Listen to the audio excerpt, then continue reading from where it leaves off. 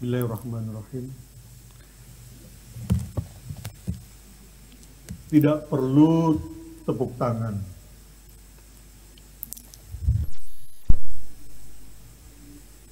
Lidahmu adalah seorang kriminal yang ditahan di balik jeruji gigi.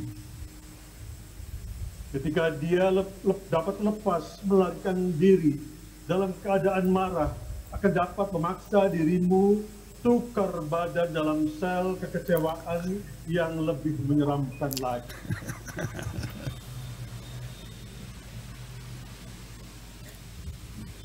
Untuk menghindari supaya jangan sampai engkau terpenjara dalam tahanan kesedihan, maka engkau harus mampu mengendalikan pikiranmu supaya tidak mudah dimangsa oleh praduga buruk orang lain. Sehingga dalam hidup ini perlu melatih diri terus-menerus, wahai kekasihku, supaya menjadi terbiasa menahan emosi, termasuk membiasakan diri berbuat baik tanpa harus disuntik dengan motivasi terlebih dahulu, dan merebut keberhasilan tanpa menunggu tepuk tangan penghargaan.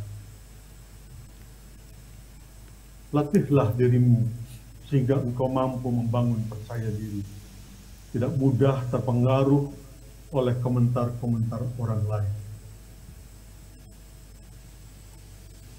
Sedangkan aku sendiri, wahai kekasihku, agaknya perlu hati cangkokan yang dibuat secara manual, yang nanti gunanya hanya dapat berdenyut saja, tidak merasa sakit dan tidak merasakan kerinduan, sehingga dengan demikian aku dapat bertahan hidup lebih lama lagi. Atau boleh juga diinstal lagi dengan piranti lunak yang menyediakan memori berimbang. Memori otak manusia banyak yang tidak berimbang. Buktinya dapat kita lihat dengan jelas. Semua orang tidak pernah melupakan satu keburukan yang pernah engkau lakukan. Tetapi tidak ada seorang pun yang mengingat dulu engkau pernah banyak berbuat kebaikan terhadap mereka. Memang tidak dapat dipungkiri, wahai kekasihku, ada sebagian kenangan yang tersimpan dalam memori selalu mengeluarkan aroma tertentu.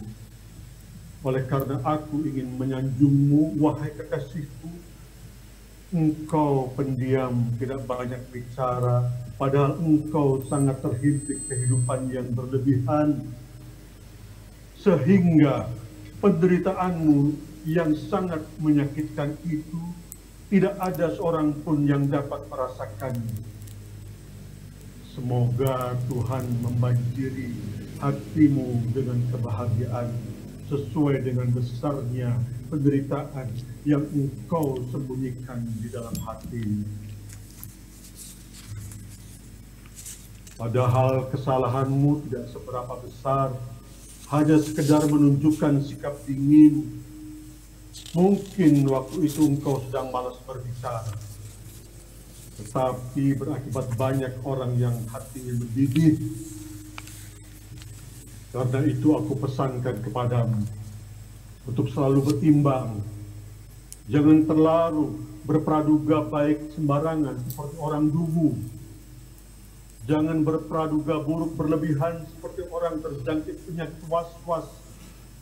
Setiap kali mendirikan sholat, takbir sampai 7 kali. Tetapkan saja praduga baikmu sebagai lambang percaya diri dan praduga burukmu sebagai simbol kehati-hatian. Dengan demikian hidupmu akan lebih nyaman dan tidak lagi terguncang oleh gelombang besar, melainkan hanya oleh riak-riak kecil saja. Aku sendiri ketika merindukan dirimu, setiap minggu tak terlupakan, aku selalu mengunjungi pantai. untuk mendengarkan suara debur ombak yang lebih jujur dari ocehan dan desas-desus mulut mereka yang penuh kebohongan. Lebih baik aku sampaikan segala keluhku kepada ombak lautan daripada aku selalu sakit hati, seolah segala perasaanku tidak ada harganya sama sekali akibat kucurahkan kepada orang-orang yang tidak layak. Mengingat usia kita sudah hampir senja, baiknya segera kita persiapkan segala sesuatunya. Jangan hanya buang-buang waktu saja. Masa laluku dan masa lalumu adalah cek yang sudah dicairkan. Masa depanmu dan masa depanku adalah bagi yang jatuh temponya belum jelas. Yang sedang kita alami sekarang adalah banknotes yang berlimpah. Oleh karena itu, sebaiknya segera kita manfaatkan seefektif mungkin. Segera ijab kabul saja secepatnya. Aku sudah terlalu rindu kepadamu. Terkadang aku merasa engkau sangat cemburu sekali kepadaku sampai matamu merah. Tidak salah cemburu, hanya saja aku lebih indah. Tidak salah cemburu, hanya saja akan lebih indah lagi ketika engkau sudah menjadi milikku. Aku tidak marah dan tidak tersinggung dengan kecemburuanku. Malah aku semakin bangga dan bahagia, karena cemburu menurut takwilanku adalah bukan mencurigai, tetapi takut akan kehilangan. Aku sangat mengerti, wahai kekasihku. Engkau melihat diriku sebagai kekayaan yang sangat spesial yang kau simpan di dalam hatimu.